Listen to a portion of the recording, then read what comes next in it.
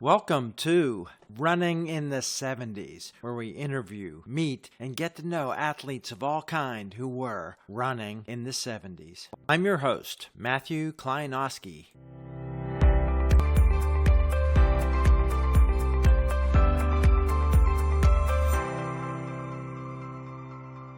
Today in the podcast, we are in Pennsylvania with somebody who spends half his time in China now. We finally caught up with a teammate of mine, state medalist, college All-American, national champion, Olympian, Jim Wooding on the podcast today. Hi, Jim. Hey, Matt, thanks for having me, buddy. It's a real nice pleasure to see you again after all these years.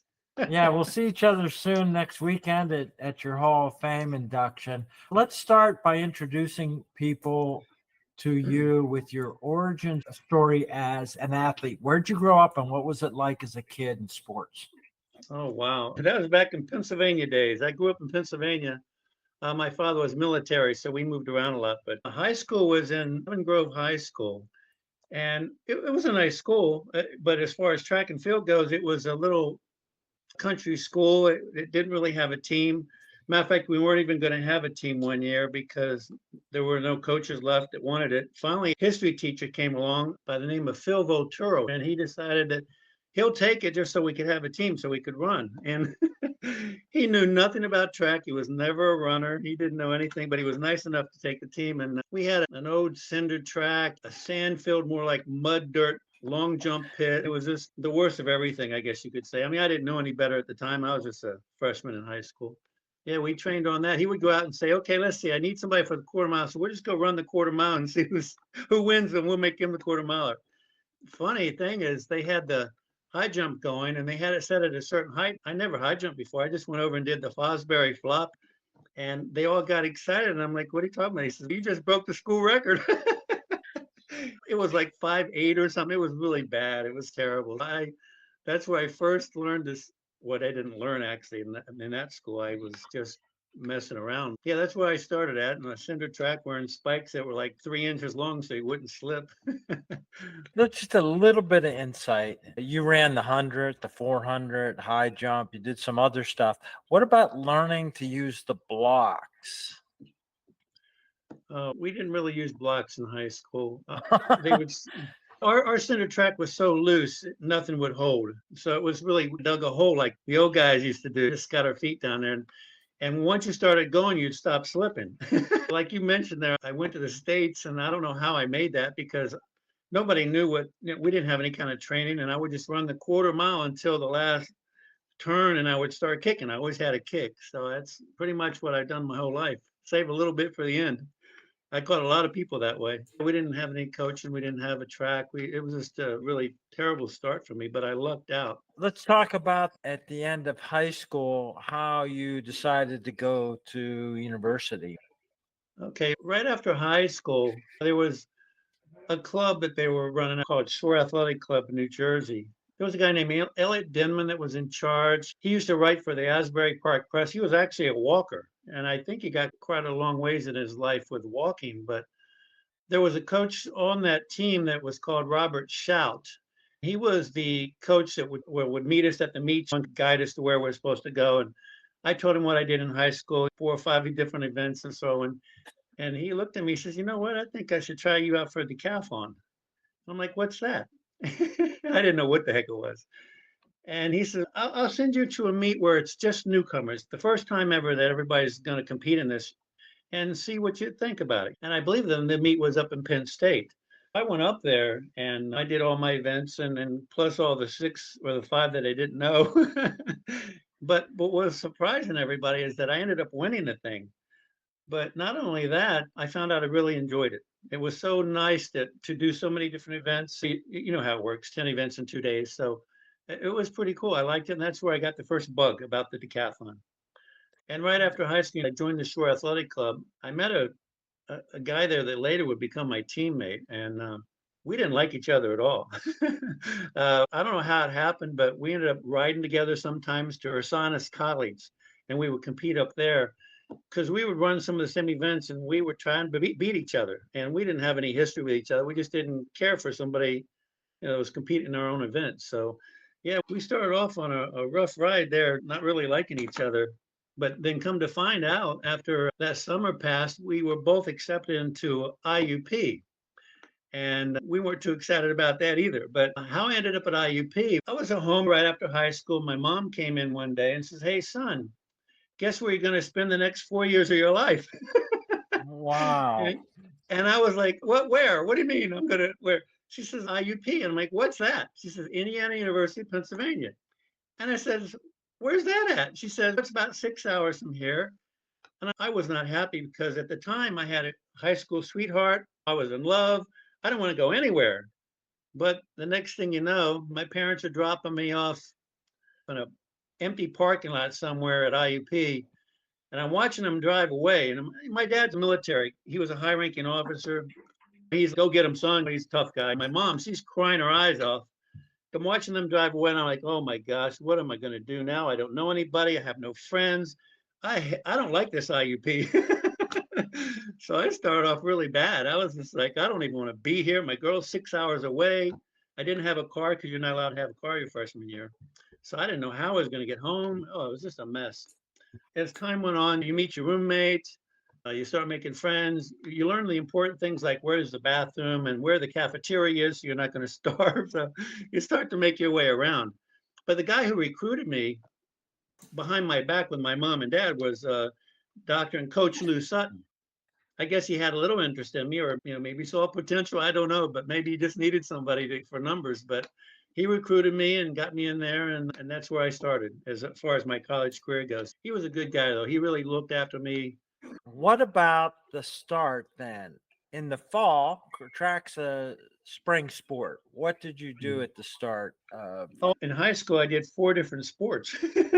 That's back in the day when there wasn't anybody that, nowadays you pick a sport and you stick to it if you want to get anywhere. But back then, everybody did 4 sports or whatever they liked. And I did cross country, I did track and field, I did basketball, I did volleyball, and I played trumpet in the marching and the concert band.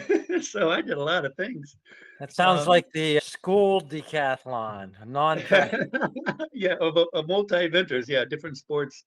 When I went to college, I had to decide if I wanted to do really track and field or basketball. It was still up to me, but even though Coach Sutton recruited me for track, but I didn't know if I wanted to do basketball. I decided I was too short.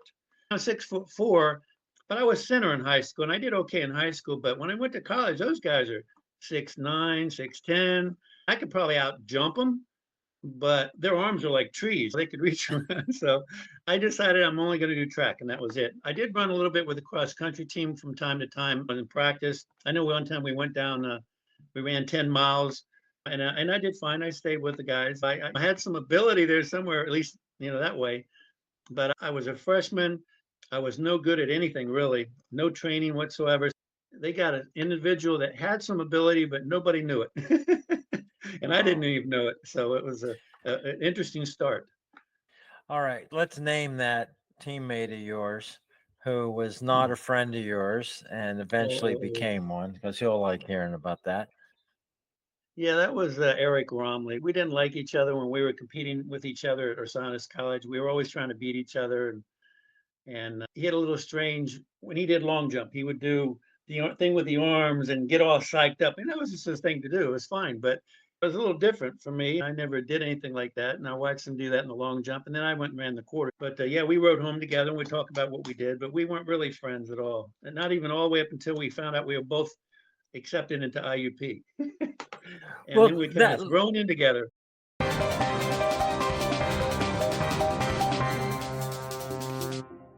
So let's talk about your drive of competitiveness and how that appears to all of us who aren't in the decathlon. Appears like the decathlon's just this buddy club sometimes, at least by the last event. But how were you driven by competition from high school and then as you started competing in college? What was your personal outlook on that? When Dave Shout put me in the decathlon, that newcomers meet, I found out I really enjoyed it. But when I went to college, I didn't get a chance to train for it because they recruited me for the sprints, the 4x100, the quarter mile, the high jump, and the 4x400. So I mainly did those 4 events, which is weird because you do the first one, You do a high jump, then you do the middle one, the quarter mile, and then you do the last one, the 4x400. And so I never got a break. So I never got a chance to train because we had Raymore, which is a sprint coach, and he worked our butts off. 4 years, he really killed us, but it was good for us. It brought out my best. I could run a quarter really good.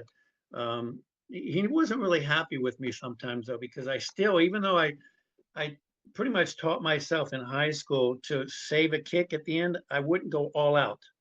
And he used to get so mad at me because he came out of Villanova and he was a good sprinter and he knew you go out like crazy and you just hang on and you try to keep the motion going. But I never would do that. I remember one time he threw a stopwatch all the way across the field.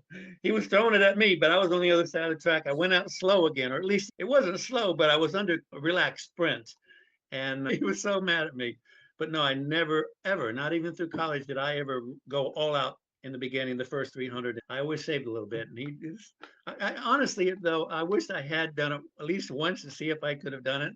Who knows what I could have ran if I did it the way he should know what he's doing. So I should have done it at least once, but I was stuck in my ways. I don't know. Let's talk then. Your freshman year of track, the IUP outdoor track season usually ends before anyone goes to nationals with the state championship, the PSAC. And as a freshman, you won the 440, I think it was then, still running yards. Yes. That was really neat. I had my way of running the quarter mile. I could always beat you. I always would stay with you. If you're sprinting like crazy, I would stay with you, but I'd be sprinting relaxed. I wouldn't be going all out. So I guess I learned how to stay with people and then beat them at the end. And that's how many of our meets, and there's a lot of our meets came down to the mile relay or the 4x400. And that way got me to the finish line first many times because you'd have guys that would show off, it would take off like crazy. And I just get in behind them and let them break the wind. And then I would save it for the last 100 meters. And it always worked. I just a little bit luck there, I think, too, in all those 4 years. But yeah, I never got beat 4 years in college. It was an amazing thing. I didn't get beat until later in life, which I got beat by the world record holder in the decathlon beat me. But I guess that's okay. That is okay. All right, let's talk a little bit then about the track team at IUP there. Before we talk about the decathlon success you had there, you were the anchor guy for the 4x4. How did you compare in the 100 and the 400 on the team? Were you the fastest guy? I wasn't the fastest in the sprints. Ron Steele was the fastest in the 100. I never trained for the 100. I just trained for pretty much the quarter mile. And since I ran two of them each meet, the 400 and the 4x400. So that was my thing. That's what they picked me to do. They had Ron and they had Eric Romley to do the sprints, so they didn't need me over there. That was separated like that for the entire 4 years. I never got a chance to train for the 100, which I would have enjoyed that. I have long legs. Once I get going, I'm pretty good. It worked out good in the quarter mile, though. Not losing for 4 years was really quiet. I remember my senior year. It was my last race and everything, and the big shot putter, I forget his name, he came over to me and says, "Jim, don't worry about it. You got lane 8. Don't worry, you'll be okay." And I'm like, "Get away from me. Get away from me." I was so stressed because I was in lane 8. I wouldn't be able to see anybody. And it was my last race. And I wanted to win 4 years in a row. Fortunately, I did. But it was really scary being in the 8th lane. I don't know how I drew that. I don't know what was going on there. But I'd never forget that. I hollered at the poor guy. He was trying to make me feel better. But I snapped at him. During that period, there were coming some artificial track surfaces. One of them, Shippensburg, had a nice artificial track. It was fast. And IUP during that period had some great weight men in the javelin, especially as the javelin U of the small colleges. When did you do your next decathlon, and how did you eventually get to having time to train for those extra events? It wasn't easy. I honestly didn't train for the decathlon until after the season was over. We'd have our state meet, and then we'd have a few weeks before nationals where I would get to go to one meet to qualify, and I honestly didn't get to train at all. Honestly, I never trained for the javelin or the pole vault. You never saw me do those the 4 years I was there. Never. So it was really tough trying to go and compete with those guys that are actually training for it. But IUP recruited me for the quarter mile and the sprints and the high jump. That's what I did all 4 years. I got my little 2 to 3 weeks window every year. I would get to go home and I would train by myself in the summertime. I was training at Westchester University by myself in the summertime. And I had this old rinky dinky, I forget what year Ford it was. It was different colors. It was a terrible looking car. I don't know if you remember Action News in Philadelphia. They came out to interview me, and they saw my car, and they filmed my car and everything, and they were talking about the future. If this guy can win the Olympics, he might get a better car. And oh my gosh, but yeah, I would train by myself in the summertime at Westchester, and I would practice the other events, but I had no coach. Everything was bad for me, was wrong for me. In high school, I had no coach, or not really a track. Now in IUP, they recruited me. When I got there, he said, "Oh, we're going to have a brand new all-weather track. They're going to put it in this summer." I get there and it's this asphalt track. And I heard that they used the money they had some kind of a big storm that took some roofs off of some buildings, and they had to put it towards that instead. So for an entire 4 years, we ran on an asphalt track. Now that might not sound too bad, but if you ever train on a track, especially sprint works out like we were doing, how fast you can go, it kills me. So what happened is those 4 years, even after the first year, I got shin splints so bad that if I didn't take aspirin, I had to take 3 aspirin before practice so I could practice. Otherwise, I couldn't even run. My shins hurt so bad. And that was an entire 4 years that I trained. I had to take my aspirin. And the funny thing after that is after college, for the next 7 I trained, I still had to take my aspirin. My shin splints were ruined from that asphalt. Coach Sutton recruited me saying, "Oh, we're going to have an all-weather track," and that was exciting for me because I ran on a cinder track for 4 years in high school, and that would have been like night and day for me. But we had that asphalt track that was terrible. During that period, the cross country team was in that period where everybody thinks we've got to hit 100 miles a week. So there were people that would get injuries from overuse and things. What about for a sprinter, apart from just shin splints and constant pain? Any other injuries during that 4 years for you? No, I was pretty lucky in college. I always warmed up. We always stretched. So they did us right by teaching us what we should do to get ready. And Raymore was really good on, you actually do 3 or 4 sprints before you even compete. Now that sounds like crazy. Like, why would you exert some energy doing 4 sprints right before you run? That was the reason we never got hurt. You never seen any of us pull muscle. And I continued that on all throughout my whole career. I would do those sprints for the quarter. You want to have every ounce of energy you have for a quarter mile because it takes everything out of you. If you actually run the quarter mile right, you're going to almost feel like collapsing and getting sick and everything if you do it right. And that's every single time you run. So it gets a little old. But yeah, that was tough. But that was good that he did that. That's why we never had injuries. He was a good enough coach to know that. And I learned from that. So interesting. Let's talk about the training you did. I know it changed after you left university. We talked about this, but weight training as a sprinter before the end of the season, concentration on decathlon. Any weight training? We did do some weight training there. Royden Grove was the weight coach, but I didn't really do much weight training at all, honestly. I didn't know anything about it. He wouldn't give you a program to do specifically for yourself. So I didn't really know what to do. I didn't want to do heavy weights or I didn't want to do light weights. I wasn't sure where I should go. So actually, I didn't know about weightlifting in IUP. I didn't really start that until after college, and I met other athletes that were training. After college, I went down to University of Penn and I trained there. So that was where everything changed as far as weightlifting goes and training, actually finally getting to train for my event. Let's just finish up then with your decathlon success at IUP. What all did you accomplish there? Again, I only had 2 or 3 weeks to train for the decathlon. And what I learned for the other events was what I taught myself in the summertime when I went home. So I never got a chance to really train for it because I was recruited for the quarter mile. That's the number one thing in high jump. I was an All-American in high jump once or twice. And so I guess that was a good choice. But the decathlon was what I really liked to do because I was never going to be the very fastest, never the very strongest, never the distance the best. So decathlon seemed to be a good fit for me because I was good in several events. And because of Ray Moore's workouts, I learned a good ethics on how to train. And I did that in all my events. I tried to do as close as possible when I trained, even by myself, to copy the event that I was going to do. After IUP, Coach Ray Moore, he knew a coach, the pin relays. He ran the pin relays for years. Coach Tuppenny, I think it's Jim Company. And he was well known down there. That was like a mini Olympics. He used to be at Villanova, and that's when Robert Raymore was down there competing. So he called up Tuppen and he says, "Hey, I got a guy that wants to train for the decathlon for the next, just train for it and see how he can do. And would you mind him coming down and training with your team?" They all said yes. And so I would teach school till 3 o'clock in the afternoon. Then I'd hop in my car and drive down Schuylkill Expressway for an hour. And that is the nightmare of the road of the world. I would get down there about 4:30 or so. I would start practice and they would let me train with the other decathletes. And it was good because we were helping each other. But there was our coach down there. His name was, let me put it this way, a guy that won the Olympics is Bob Mathias, right? The guy that came in second was a guy named Irv Munsheim, and he was our coach. So I had a really good training coach for the decathlon for the first time. We started doing everything he said, and I was down there for probably good 6-7 years going down there.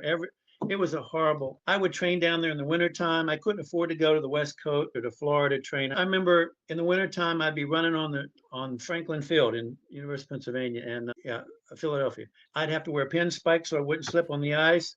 I had long johns, sweatpants, gloves, hats, everything to try to keep warm enough to do sprint workouts. Try to do Ray Moore's workouts. It just wasn't very good. So I was there for a good 7 years, but I never could get up in the top 10 of the decathletes. I was just always behind. In 1980, we had the Olympic trials in Eugene, of course. So I trained towards that. I qualified and I went down there, but I injured myself in the pole vault before I went down there. I tried to compete, but I couldn't. And I went to a doctor, and ironically, this guy was, they nicknamed him God. That's how good he was. He took a look at me into x-rays and everything. And he came out and said, "Jim, I'm afraid your athletic career is over." He says, "You can't run. You can never run again." That was in 1980, right? Right after the Olympic trials. I was really upset. And I met a chiropractor one time. I don't know, one of the functions I was at. He said, "Jim, I'll send you some exercises for where you injured your back." And he says, "I think they'll help you." I started doing those and I started coming back. And the rest of the story, I trained for 4 more years. And then I made the 1984 Olympics.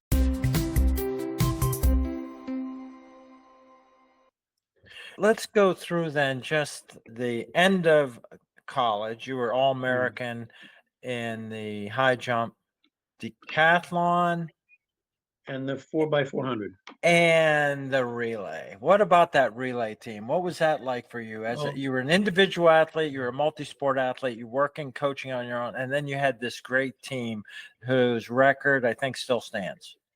We had some good coaches and we had some really good athletes too, because they brought out our best. They worked it out of us. Ed Fry was amazing for the distance. And Raymore was great for sprints. We had some really good coaches, but the athletes they had too were some really good guys that came up, and Ed Fry brought out your best, and so did Raymore. If you didn't, you died. They really trained you. So we broke a lot of records. We had quite a few All-Americans. So I just wanted to add that little part. They had some great athletes to work with too, even though we came there with not many skills that we've shown before. But yeah, that my relay team, we started out, nobody knew you. It was all just training, hard training. And every practice, you had to run faster and faster. And it was just, Raymore had everything documented. And we started getting where we started to be competitive. Then it started getting fun. Then we started working on the handoffs and really getting them down. And we were an All-American team. And we finally made it one time. It was really a great thing to be there. And it was great to see the improvements from all of us. We all helped each other. That was what was nice about IEP. The team really cheered for everybody. We were all one big team, which was really a nice feeling. Post-graduation, it's the middle of the 70s. There's no money. There's nobody signing you up. Did you have any sponsorship? And what was your outlook? You were working, you were teaching and saying, okay, I'm going to give this a go. What was it like? I continued teaching, but I knew I just couldn't break out of the top 10. I just couldn't get anywhere. I was training on the East Coast in the wintertime. It was just not good. We had an indoor bubble where we ran, but it wasn't the best either. I decided I wanted to go to Florida to train. And I used to go down there for Florida relays. And I met a coach down there named Mike Bozeman. He said, if I could get down there for at least 6 weeks, he could give me a full training workout before the Olympics, get me in shape and help me out with some of my events. Backing up. How did I get there? I had no money. I didn't have a coach either. Oh, I did. I'm sorry. I went to pin relays down there for 7 years under Irv Munshine. But going to Florida relays, I didn't have any money. So I started doing some speaking engagements. They would invite me out and I would do a nice speech about what I'm doing and what I'm trying to accomplish. And the Lions Club and several service organizations started giving me some money if I come out and speak. And oh, this next part is hard.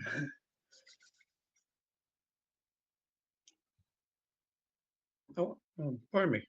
No, that's Can you good. cut? Can you cut some of this out? No, yeah, it's obviously emotional and important to you. Take your time. Thanks. My parents had a big party every year for Christmas. All of our relatives came, and I went down there, and I was the last person there. I was really upset with my wife. I said, "I thought you said it was started at this time. Why are we so late?" So I went in there, and we're talking. And everybody's there already, and my mom comes out with a Christmas tree, $100 bills all over it, Wow. checks from everybody, so that I could train in Florida for 6 weeks. So, yeah, It's a great moment. yeah. So now I'm not competing for myself anymore. I'm competing for family and friends and service organizations and everybody. They all came through for me, and I went down there and trained, and that made the difference. Yeah. It's an interesting thing. I don't know how accurate my understanding is. In 1980, with the boycott, the top couple U.S. decathletes said, we're done. Some of them were a little bit in the same boat as you, and they said, we can't do this for 4 more years.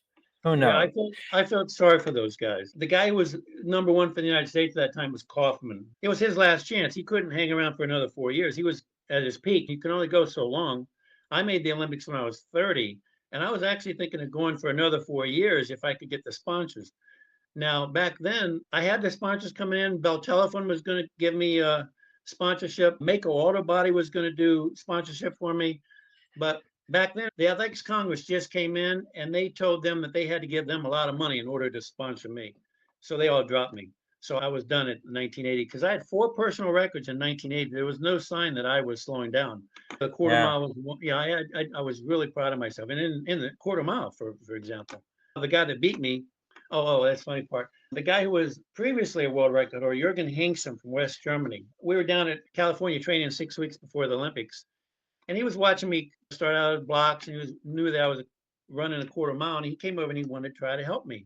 And I didn't say nothing. Like, I listened and I was polite. And he was already It's like, I've done this before. I've had a little bit of success in this. I may be only good in one event compared to him. He was a world record holder, but picking on me on my only event, I know. He gave me some pointers, and I thanked him. At the Olympics, we said good luck to each other, and we were running the quarter mile, and Daley Thompson, which was the record holder from England, it's funny about this guy. He's a black guy. He doesn't go, "What's happening, bro?" He goes, "Jolly good, old boy." So it's a little different. And he was the one that was the world record holder in the decathlon, and he won the quarter mile in 46 something. But I beat Jürgen Hinks, and I beat him because I saved a little. Again, I knew Raymore. I was waiting for that stopwatch to fly by my head from Raymore because I did it again at the Olympics. I saved a little bit because I'm smart in a quarter mile. I know what I'm doing. If you ever been to Penn State, the curves are short and the straightaways are very long from corner to corner. And that's the same way the Olympics were at the Los Angeles Coliseum. And so I waited to the curve when I came out of the curve, and I know that their feeling right then and there were, oh my gosh, the finish line is so far away. I'm not going to make that, So, and I saved something. So I started kicking. I had over 120 meters, 130 meters to go. I passed Jürgen Hinkson. I could hear. And the funny thing back then was, this is interesting. The guy that was commentating for Olympics was O.J. Simpson. Oh boy. And I remember watching the videos from this day. He was talking about me, and here comes Jim Woody from out of nowhere, because I was in like 5th or 6th place, and then I kicked. But I saved it because I knew the runway was the last straightaway was so long. That's where they would die. And it worked out for me. I ran 47.6. So that was my best. That was my personal record in the Olympics. So I wasn't slowing down. I was actually probably learning a little bit more. So it was. Well, you had a very good first day, at least a couple events. Your 100 meters over 1,000 points, I think. in decathlon, it's a big deal to try to score 8,000 points. That's like the elites of the elites. Once you get to 8,000, you're in that group, a very top 1%. I'd only done it one other time. Was I went to Florida Relays, and I was competing against the number one competitor from Canada, Dave Steen. He and I were going at it, and it came down, and I always hate it. Why does everything come down to the last event? I'll never know. But he was a skinny guy. He could run 1,500 meters all day long. And I'm 225-pound guy. I got to stay within, I forget, a couple seconds to beat him. All right. So the gun went off, and I'm scared to death. I don't know how I'm going to stay with this guy because he could just run all day. So I got with him, and then it started hitting me. My weight started getting to me, and I started slowing down. Even after the second lap, I'm like, oh, I can't keep this pace going. So I started dropping off. Now, I was listening to a music, Rocky 3. I was listening to it before I started, and I started thinking of that. Eye of the Tiger, come on, don't. And all of a sudden, I'm like, I'm already 30 meters behind him or something. I'm falling behind. And on the third lap, I decided I'm going to go after this guy. I don't care. And I sprinted up and got right on his butt. I remember seeing the straightaway and coming down to the finish line. I had no idea how I was going to make it there. My arms were dead. My legs were dead. I had nothing left. I was trying to stay with him my very best. If he had a kick, it would have ran away. But he didn't evidently either, because we were running 4:17. And I stayed with him all the way. And as soon as I crossed the finish line, I fell. Both my arms cramped at the same time, and I dropped. I had given it every ounce of strength I had. That's when my mind, the eye of the tiger, I just hung in there. It was the hardest race I've ever ran in my life. You know what? They gave him the credit for being the first 8,000 decathlete in the Florida Relays, even though I had won. But I don't know if I might still have the record down there, because you just don't go down to Florida Relays and score 8,000 points. It was perfect conditions for me and him. We were at our peaks, and he was from Canada, using it just like I was. And we were competing against each other the whole way. We were just a few points away from each other. And of course, he was in the Olympics again. I met him there again. As a matter of fact, in the quarter mile, I remember him coming around me. He was beating me around the curve. And I was, go ahead. I'm relaxing. I'm still here. And then as soon as the straightaway hit, I flew. And I just remember seeing him. He was on the outside of me, and he was passing me. And it's not good to be passed. So not when you're just running a quarter mile. Yeah, you weren't used to it either. Yeah. You won a couple national championships in the decathlon, the AAU national championships. How competitive were those? For me to win, I ran on being really good in the quarter mile and the 100 and the high jump. I had a lot of points in those events, so that really helped.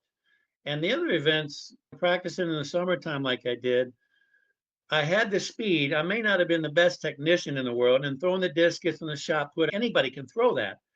And so I hung with the rest of the guys. And so my events kept me up there. And of course, in the last event, 1,500 meters. But back then in college, I was skinnier and lighter. When I went to IUP, I was 175 pounds. And when I competed in the Olympics, I was 225.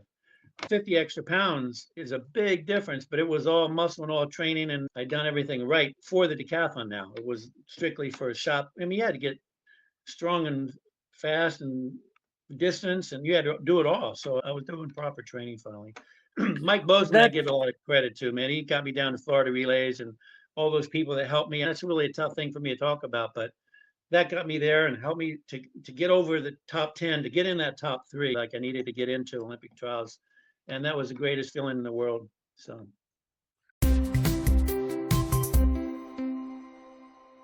That was real amateur athletics then. Like you yeah. said, self-funding, and you're very gracious about all the people that helped you, and you're humble about it. But the decathlon, to those of us that are not in it, it looks like a fraternity of people who have the shared experience. What's it really like at the highest levels? You're funny you say that. We come out on the track and we hope that lightning strikes our competitors. We want to get rid of them. We're not friends. We would say hi, but we're in our own separate little world, thinking about what we're going to do and how we can score these points on the next guy. And maybe I can get a little better here, and maybe he'll mess up. And you're not friends at all. And then when you get thrown into the Olympics, all of a sudden you're on the same team and you're supposed to be together. it doesn't work out that way. So you're still, I remember at the Olympics, all I had to do is beat John Christ, and I would have come in sixth instead of seventh, but I didn't. I didn't go after him because I'm passing another USA guy to still have sixth and seventh place. So I didn't do that. So that was the difference in the Olympics. But otherwise, I'd have ran after him too. What about the Olympic trials? You finished third in the Olympic trials, and then what happened with you training, support, and the athletics officials? How'd you interact with them from Olympic trials onward? Once you make it, once you make the team and they take care of you. We went to California for 6 weeks prior to the Olympics and we trained there. We got used to the track, all the conditions. It was perfect the way that worked out. And I met the coach down at Penn Relays. He was helping me, or Munshine. He was knowing what he was doing. Then I went to Florida and trained for the 6 weeks right up prior to the Olympic trials, which is really the reason I finally got some good training in to get to my peak, because I wasn't going to do that down at the University of Pennsylvania. It just, the weather wasn't good enough, and I needed to get a little bit of that extra attention and good weather with the coach, a different coach, and maybe bring something new to the game to me. So it was good. It's funny. One time I was training with Mike Bozeman and I couldn't finish practice. I was like, I don't know what's wrong, coach. I can't do this. I don't have any energy. And he looked at me and says, Jim, what are you eating? What are you doing? Well, I said, I cut out ice cream and anything that's bad for you. I cut out. He said, Jim, my God, you're doing 3 workouts a day. You're working out in the morning, you're working out in the afternoon, and then you're lifting at night. He says, put the ice cream back in your diet. For God's sakes, you got to have some calories to burn. So I did that, and I was just fine from then on out. But it's funny. It's when you train that hard and all day long, you need, even if they're bad calories, you need it for energy. I learned something then. Of course, now I don't live that way now. Eating ice cream to get calories, it's not good. But back then, you burn them all up. Let's talk across the sport. We don't have to start talking reality TV, but through the years, the decathletes are known as the best athletes. Back when they used to have the Wheaties box, we've had heroes through American history of Olympic decathlete champions. And you've had some showboaters. Daley Thompson he liked attention on there. Absolutely. And you talked about Romley, who was a showboat in high school. And not everybody likes that stuff. And of course, Bruce Jenner was an American hero. His life changed dramatically since then. But what about you're interacting with those other people, maybe away from the competitions or after the competitions? It's got to be a big mix of personalities of people who have to train and, as you said, leave everything on the track for 2 days. Yeah, I'm a friendly person. I can talk to anybody. But when I'm at the competitions, when I'm with the other decathletes, we might say good job or something, but we really don't mean it. We want to beat you. We want you to mess up. We want you to no height, or we want you to sprain an ankle. It's terrible to say that, but we're actually enemies on the track. We're not friendly. We want to beat you. So it's hard. I'm not a fake. I won't go, hey, how you doing, Chris? I just can't do that. I'm exactly what I am. I tell you, I feel. My heart's on my shoulders. So I'm always me. So I didn't play the game. I can't do politics. That was probably my problem throughout my life, because I would tell the boss, just because you're my boss doesn't mean you're right. So I had to learn, how to be a politician, how to say the right things. And because I always said what I thought, and that got me in trouble a few times. But how you learn as you're growing up. And I did a lot of growing up at IUP. Oh my gosh. And then training by myself. It's amazing I even got as far as I did, because I didn't have anything going for me at all. I wished I had a great coach. I was training on the West Coast and just not worrying about working and trying to support an apartment or a house and all that stuff that goes with it. I did really well for being a part-time athlete. That's the only downfall I have in my competitions, that I never really got to go completely all out with the best conditions and the best coaches and the best training. So I would have liked to. I'd love to. I thought I was going to do it after the 1984 Olympics. I actually thought I was going to go for another 4 years when I started getting those sponsors, but that was taken out from under me real quick. So that was it. And at the time, my wife at that time, I remember her and her family, they're like looking at me. I'm training every day. I'm going down. If I'm training by myself, they're like, what is this guy doing? I'm going to be 30 years old. And I couldn't work full time because I had to take some days off competition, or I had to go here for a clinic or there. I was trying to do as much as I could, learn as much as I could.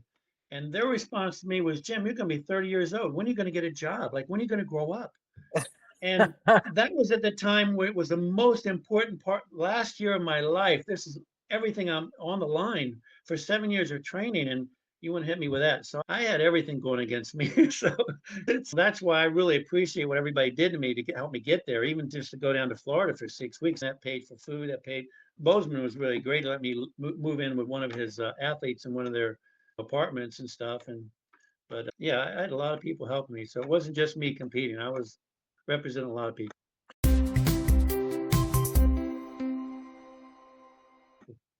You're very gracious about all this. And I remember with the team before I got hurt, you're the same guy from 1976 that I knew. You're just the same. You smile, you laugh a lot, you appreciate everybody. But it's good to hear about the cutthroat driven competition that it takes, because you wouldn't accomplish what you did if you weren't focused, mindset, I'm going to give everything I got. How do you let go of that? What happens when it all ends? It's funny because when I'm competing, you're worried about yourself and doing everything right for yourself. You don't have to worry about anybody else, other athletes or nothing. You want to do your best. I did come back to IUP after the Olympics, and I coached there for 4 years. And at that time, it was a failing track team. It was really terrible. And I recruited like crazy. It was pretty easy for me to recruit. Listen, I just came out of the Olympics. I know what I'm doing. Please come here. But I got a lot of good guys and girls. In 4 years, we had 12 All-Americans. I remember the football team not too happy about that because our budget was, what was it, $35,000 a year, and theirs was $350-something thousand. And I had more All-Americans, and there was a little tension there sometimes, but I was really proud of what I did. But my point was being that when you have a whole team you're coaching, you're not only coaching for yourself anymore. Every time one of the athletes was competing, I'm throwing a leg up, I'm throwing my head, I'm competing every time they're jumping. Then I'm over here, come on, throw that. By the end of the track meet, I was so exhausted. I felt like I did a decathlon because your energy is on every event with every athlete, and it just tires you out. It's really because I was teaching them everything they knew. I said, when they came to college, I said, do me a favor, whatever you learned in high school, I want you to forget it. This is what we're going to do. And I completely broke them down and started from scratch on what the proper technique was in shot put and discus. And those guys, at first, they weren't sure about me because when you change your technique, your performance goes down. They weren't too happy at first. They're like not showing progress. But then after a few months, all of a sudden they start really starting to put it out there. They start breaking their own records. They start breaking the school records. They were so high on me by the time I was there for a while, and they were doing what I said, and it was paying off. I was really happy and a lot of success in those 4 years. So I was really happy about it. Giving back to some athletes. I had all this knowledge and I actually shared it. So it was really nice. Right after coming out of the Olympics, I was able to do that. So. Yeah, we take this little school in Western Pennsylvania and they have an Olympian as the decathlon coach. That's kind of a special pocket. You did coach someone to exceed your college scoring, right? Yes, I did. I coached Dave Medvitz. He was a crazy guy, boy, but he would work out hard. He made me proud there. He would run hard. But he listened to me. Well, he had respect for me. I've already been there. So it was easy to sell when you're coaching, when you're coming off something like that. And he listened to everything I said, and it paid off. He broke my own record. So I coached really good. I wished I had that coach when I was there because I would have felt that he would have never touched my record if I had a good coach. But it was nice to give back and see that what I taught somebody else could actually do well too. So I've had some tough times. I've always seen I was on the East Coast. Nobody ever picked me to make the team. I was always last on everything. I paid my own way, or I tried to pay my own way, and people helped me pay. It was a long, hard struggle. But when I made the Olympics, it was the greatest thing in the world. That was the best thing in my life until, of course, my girls were born. It changes after that, of course. Different perspective. Yeah, I know everybody who knew you, we all got to watch in our own time zones the 84 Olympics, and they did a pretty good job of covering the decathlon. The events were on TV, the 1500 meters, the last event. It was on prime time. It was on the TV for everybody to watch. Yeah. Oh my gosh, that was funny because the world record holder, he was going to break the world record. He was going to do it. And he was in the 1500 meters, Daley Thompson from England. And it just happened to be that I got behind him and was running behind him because in order to come in where I was, the guy that was behind me had to beat me by 5 seconds. I had a guy telling me how far behind he was, so I wasn't worried. So I hopped on behind Daley Thompson. I was just jogging behind him. All the TV coverage was on him. They weren't looking at me, but I was with him, so I was on TV. So it was really Right. good coverage for me. I wasn't going to win. For me, coming in seventh in the world is the greatest thing in the world for a part-time athlete. It was just great. But I had a lot of TV coverage because I was running with him for a lap or two, and they were watching him to see if he was going to break the record. And here I was, right there. So I ended up going around him finally because he was going too slow. I would say I sprinted the last 220 meters and came in right in behind John Christ, which if I beat him, I would have come in sixth instead of seventh. But I wasn't after him. I was just worried.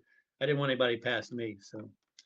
Were you able to attend then the opening ceremonies, the closing ceremonies of those games? Oh, that was the greatest feeling in the world. They hit us in a tunnel. Do you remember there's a big tunnel at Right. the end of yeah, and we were all in there, and then when they would call the USA, we'd come out with a flag. Well, the rule was you're supposed to go around the track once and then jump on the infield. But we were such a large team. I was pretty much in the front, and when I went around, they were still coming out of the tunnel. So I snuck back in and I went around again. And we were jumping up, and that's when the United States was very patriotic. USA, USA. And it was, oh my gosh, I get goosebumps and everything. So much fun. I made it. They can never take that away from me. I made it. No, it's fantastic. It was just an impressive. Everybody that reflects on it is just Jim Wooding, seventh in the Olympics from our school. It makes everybody from IUP proud. I want to just go to a little bit of a dark topic in sports and then talk again about the upcoming Hall of Fame. Drug use and performance enhancing drugs were known in the sport. I've never heard of it come up in the decathlon. It was a sprinter thing. Now it's a distance thing. What were you guys aware of then? Let me tell you about the drugs. All right. I had gotten to a point in the last 4 years where I knew everybody else was using drugs and they were doing testosterone and decadurabolum and all this stuff. Even the guy I was training with was doing it. He would go down to Mexico, buy it, come out and bring it back. Now, I didn't do it. But I got to the point where my dad was saying, I'm at a disadvantage, Dad. I said, what am I going to do? Some of these guys are beating me now that never beat me before, and now they're beating me. And and my mom, I want you natural. I don't want you taking drugs. But I gotten to the point where my father was military, right? A high-ranking officer, and he took me to his doctor. And we were going to do steroids because everyone else is doing it, and I'm losing. I'm not going to even come close. So I was going to do it. They were going to set up a whole regimen of I was going to be under a doctor's care. But what happened at the Pan Am Games, a couple years before the Olympics, the drug test only could test back to 6 weeks. And I'm not taking anything from Bruce Jenner, but I know about those guys back then, and they all did. I'm sorry, I don't care who they are. And so they could take it all the way up till 6 weeks before the Olympics.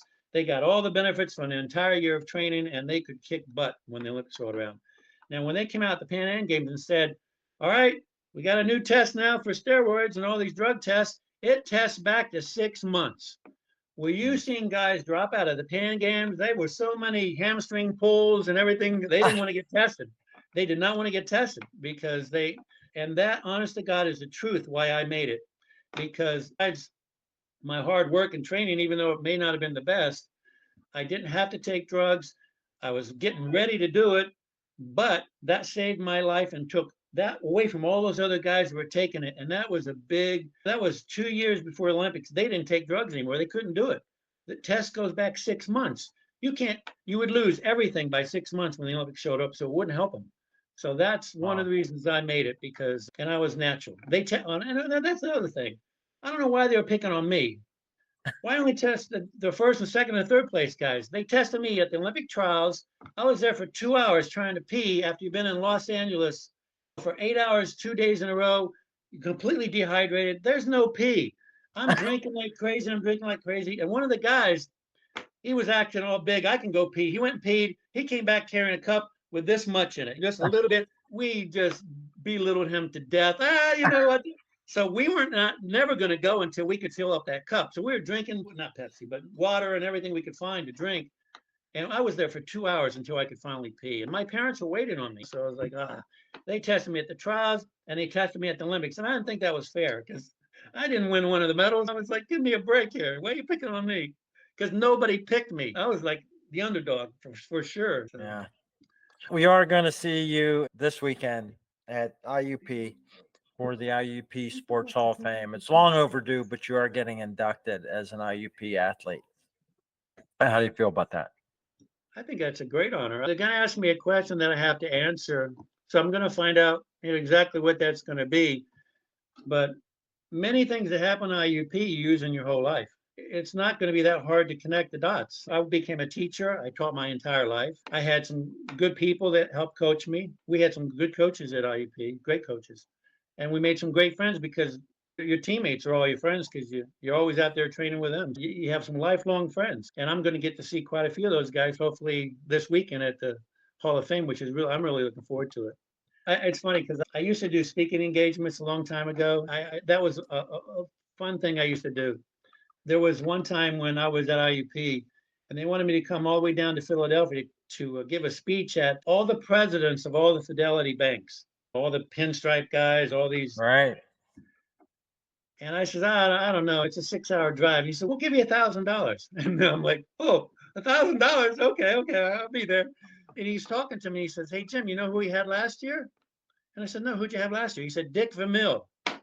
I'm like, oh. I said, I'm not in that category. I have a nice talk. And he said, I'll just come down and do your best. So I drove the 6 hours, and it was first class. They had 2 huge screens. I'm walking down the center of the stadium, coming down to the stage. They're playing the Olympic song, and they're showing me doing events. Oh, it was wonderful. It was just great. But I did like a 50-minute speech.